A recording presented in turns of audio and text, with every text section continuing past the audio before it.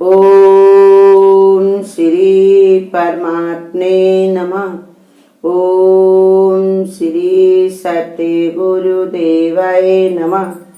देखिए ये बता रहे भगवान, ये है 11वें अध्याय का 33वां श्लोक। इससे तू उठ और खड़ा हो जा, इसको प्राप्त कर, शत्रुओं को जीत कर धन धान्य से संपन्न राज को भोग। ये सब सूरवीर पहले से ही मेरे द्वारा मारे गए हुए हैं। हे साब सचिन, तू तो केवल निमित्त मात्र ही हो जा। भगवान ये आगे समझा चुके हैं ना कि देखो ये जितने मैं बड़ा हुआ महाकाल हूँ और सब लोगों को मैं नाश करने वाला हूँ, माने सबका मैं ही विनाश करने वाला हूँ। तुम अपने को करता बेकार ही मान रहे हो, अपने आप बेकार इसमें फंस रहे हो। निमित्त मात्र बनने का भगवान आदेश दे रहे हैं कि तुम खाली निमित्त बन जाओ, हम तुमसे ये काम करवाना चाहते हैं। जैसे हनुमान ने कहा कि भगवान आप जाते तो मिनटों में ही माता का पता लगा लाते और तनिक देर में ही सब नष्ट कर देते लंका को, लेकिन फिर भी आपने हमको क्यों लंका जला देते या नष्ट वष्ट कर देते, फिर हमको क्यों भेजा? तो भगवान ने कहा संसार को दिखाने के लिए। जब भगवान का भक्त इतना ताकतवर हो सकता है तो भगवान कैसे होंगे रावण को समझाने के लिए, दुनिया को दिखाने के लिए कि हम चाहें तो एक बंदर से भी इतने बड़े, इतना बड़ा ताकतवर सब थे। मेघनाथ थे, जो तरह तरह के अच्छे कुमार थे, जितने भी थे उनको भी एक बंदर भी हरा सकता। अंदर नहीं था, वो भगवान का भक्त थे, इसलिए दिखाना चाहते थे कि साधारण नहीं होता।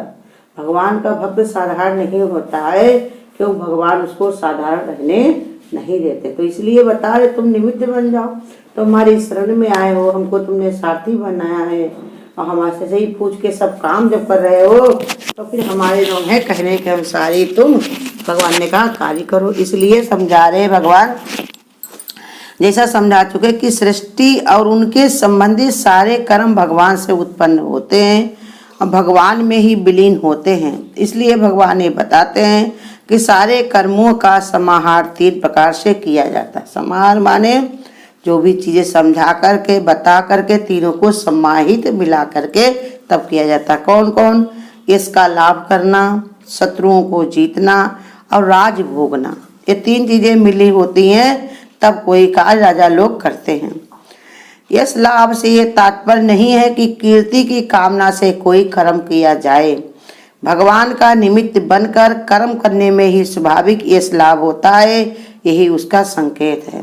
भगवान ने कहा कि खाली तुम अपना यश माने ऐसे ही खाली तुम्हारा कोई नाम लेने लगे, इसी लाभ के लिए कार्य करो, कीर्ति करो, तो ये बहुत अच्छी बात नहीं है।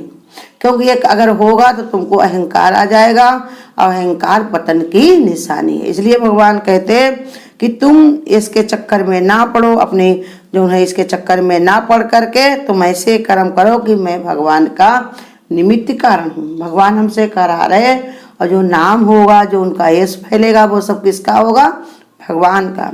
शत्रुओं को जीतना, काम और काम से उत्पन्न क्रोध, लोभ और मोह, यही भगवान के अध्याय 3 में भी बताया गया, यही वैरी हैं। भगवान का निमित्त बनकर कर्म करने से इन शत्रुओं को सरलता से विजय प्राप्त की जाती है। जैसे भी बता चुके ना, अगर तुम्हारा यश फैलेगा तो तुम्हें अहंकार होगा और अहंकार से विनाश की ओर जाओगे। इसलिए बता रहे हैं कि अगर वो कामना तुम्हारी हुई और यश फैला तो अगर तुम्हारा कार्य नहीं हुआ तो तुमको क्रोध भी आएगा। शत्रु को नहीं जीत पाओगे तो क्रोध आएगा और क्रोध आएगा, क्रोध से तुम्हारा पतन होगा।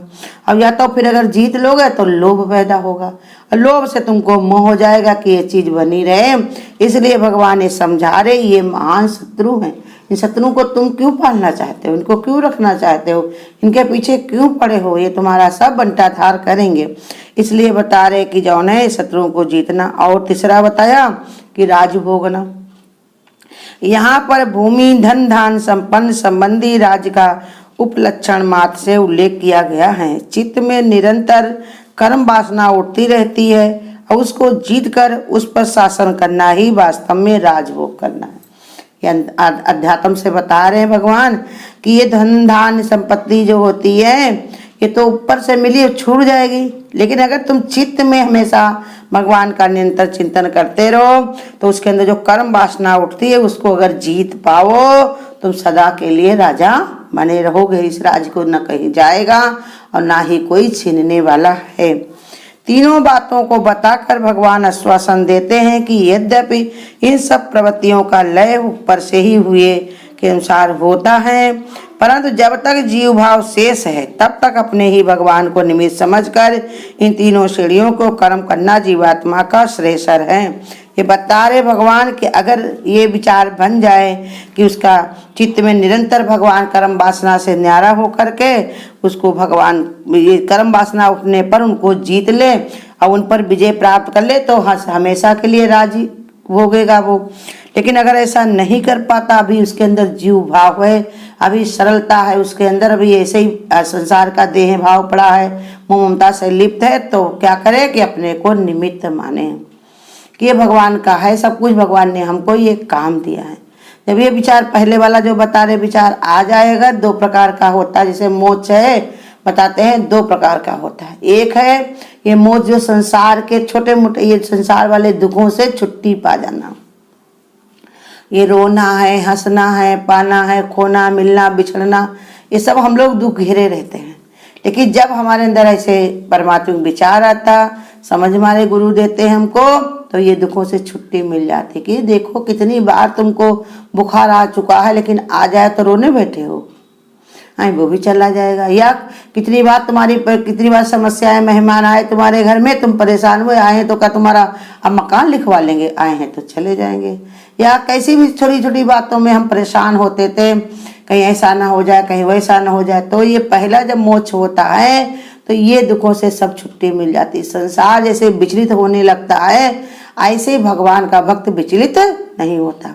और दूसरा क्या होता है मोक्ष बताया, वो मोक्ष है जब से सब योनियों का आना जाना सब हमारा खत्म हो जाए। वो कैसे, जब ये जीव निरंतर भगवान की ओर लगा रहता है, अपनी कर्म वासना को जीत करके अपने आप पर राज्य करता है, तब कह रहे फिर ऐसी बुद्धि बन जाने पर तब तो भगवान का मिल करके वो एक हो जाएगा। और जब तक नहीं बनती है तब तक अपने को निमित्त समझ करके अपने को वही कार्य में वो रत रहे। कर्म फल विधान के संबंध में यही उचित है कि मनुष्य केवल निमित्त बात बना रहे। बार बार भगवान यही समझा रहे हैं कि कर्म फल से अगर तुमको बचना है तो खाली निमित्त बनो। जो भी तुम्हारे छोटा बड़ा जो भी तुम्हारे सामने आए उसकी अनुमति के अनुसार, उसके कार्य के अनुसार कार्य करो, ना कि अपने को बड़ा होशियार समझो। गुरु कहते अपने को होशियार समझना यही हमारी मूर्खता की निशानी है। जितना तुम अपने को देखकर होशियार मानोगे उतना ही दुख उठाओगे, क्योंकि उतना ही तुम्हारे अहंकार होगा और ये अहंकार तुम्हारे दुख का कारण बनेगा। तो कहते यही कहे विधाता बता रहा परमात्मा, कर्म विधान के संबंध में यही उचित है कि मनुष्य केवल निमित्त मात्र बना रहे। कर्म और फल के विधाता भगवान ही है। साधक को इसमें अपनी इच्छा का उपयोग केवल निमित्त होने के लिए ही करना पड़ता है। बस इतना वो रास्ता देके कि क्या भगवान का आर्डर आ जाए। जैसे तुम्हारे घर में कोई कार्य करने के लिए आया हुआ है, सेवादार मजदूर जो भी, वो खाली ये देखा करता है कि तुम मुझसे क्या काम करवा लो, करके वो छुट्टी पा जाता है। उसको ये मतलब नहीं कि तुम्हारा घर में 4 ईंटा लगानी है या हमको ये तोड़ना, उससे मतलब नहीं, तुम बता दो कर देगा छुट्टी। ऐसे ही बता रहे तुम भी अपना निश्चय करके बैठो, भगवान की तरफ से जो आदेश आएगा वो करवा कर तुमसे छुट्टी कराएगा तुम्हारी। इसलिए नहीं तो प्रकृति के ऊपर आत्म प्रभाव का विस्तार रूपी ये लाभ नहीं किया जा सकता। यहाँ भगवान ने अर्जुन को सब सची कहा भी है। सब सची यह है जो दाहिने और बाएं दोनों हाथों से अचूक बाण संधान कर सकता था। भगवान ने अर्जुन को सब सचिन के नाम से भी पुकारा है कि हे सब सचिन तू तो केवल निमित्तमात्र बन जा। कहा जो तुम्हारे अंदर ये कला है, दाएं हाथ से भी धनुष चला लेते हो तुम, बाएं हाथ से भी चला लेते हो, इतना ज्ञान तुमको है, वो हमारी ही कृपा से है। हमको ऐसे ही कहा तुमसे करवाना था, इतना बड़ा युद्ध जितवाना था, इतने बड़े कार्य के लिए तुमको हम निमित्त बना रहे थे, तभी तुमको ये सब ज्ञान दिया, तभी तुमको ऐसी समझ दी। तो इसलिए भगवान को संबोधित करके कहते हैं कि तुम ये कहा जा चुका है कि दोनों हाथ, दक्षिण और बाएं हाथ दोनों को भी भगवान बता रहे कि ये सब अध्यात्म का पथ भी है। कि कहा कि देखो दाएं और बाएं दोनों को भगवान ने कहा जो संभाल कर चलता है वही अध्यात्म पथ का सच्चा राही बनता है। अध्यात्म में हमेशा अगर तुम बाएं बाएं पुण्य पूरी ही में पड़े रहोगे तो भगवान ने कहा तुम्हारा खाता पाप वाला पड़ा रह जाएगा, और पाप में ही पड़े रहोगे तो पुण्य वाला। इसलिए दोनों काम खत्म करो, ना पाप ना पुण्य, तब तुम अध्यात्म से जुड़ पाओगे। जब तक तुम्हारा ये स्वर्ग में नरक में अच्छाई में बुराई में मन रहेगा तब तक अध्यात्म का पथ तुमसे बहुत ही दूर है। संसारिक कर्तव्य कर्मों को भली भांति करके अध्यात्म पथ के निमित्त भाव से संयुक्त कर देने की स्थिति ही साफ सच्ची स्थिति है। करे दोनों, जैसे अर्जुन को दोनों हाथों से चलाना बाण आता था, ऐसे ही भगवान के भक्त को चाहिए दोनों रास्ता पर भगवान को ही करता समझे। अच्छा है बुरा है, अंधेरा है उजेला है, मान मिल रहा अपमान मिल रहा, जैसी भी स्थिति परिस्थिति आए वो कहे ये सब भगवान का। तुम्हारी भी जय जय हमारी भी जय जय, जो तुम जीते तो हम जीते, जो तुम हारे तो हम हारे।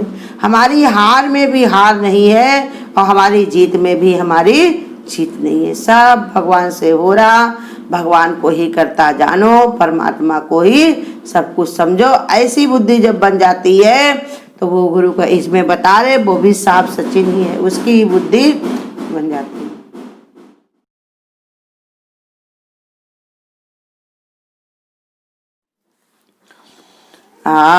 बाजी दे कर प्रभु ना बुलाओ, है नजदीक नजरों से पर्दा हटाओ। आवाज दे कर प्रभु ना बुलाओ, है नजदीक नजरों से पर्दा उठाओ। है जर्रे में वो ही समाया, मगर वो किसी की न दृष्टि में आया। है जर्रे में वो ही समाया, मगर वो किसी की न दृष्टि में आया। वो आनंद दाता है आनंद मनाओ, है नजदीक नजरों से पर्दा हटाओ। आवाज दे कर प्रभु ना बुलाओ, है नजदीक नजरों से पर्दा उठाओ। नहीं वो किसी के है वंदन में आता, नहीं जन्म पाता, नहीं दुख उठाता। नहीं वो किसी के है वंदन में आता, नहीं जन्म पाता, नहीं दुख उठाता। अगर मिलना चाहो तो सत्संग में आओ, है नजदीक नजरों से पर्दा हटाओ।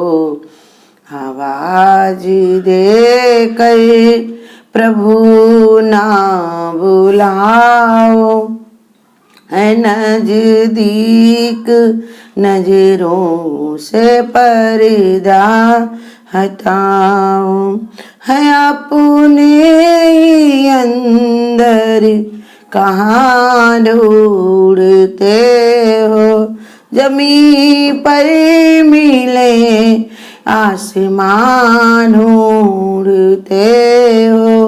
यहीं पर मिलेगा कहीं दूर न जाओ, है नजदीक नजरों से पर्दा हटाओ।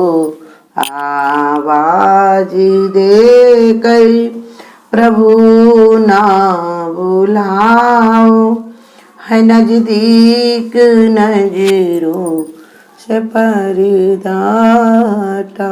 अगर आपको आज की वीडियो अच्छी लगी हो तो वीडियो को लाइक और शेयर करना ना भूलें। आगे की वीडियोस देखने के लिए चैनल को सब्सक्राइब करें और नोटिफिकेशन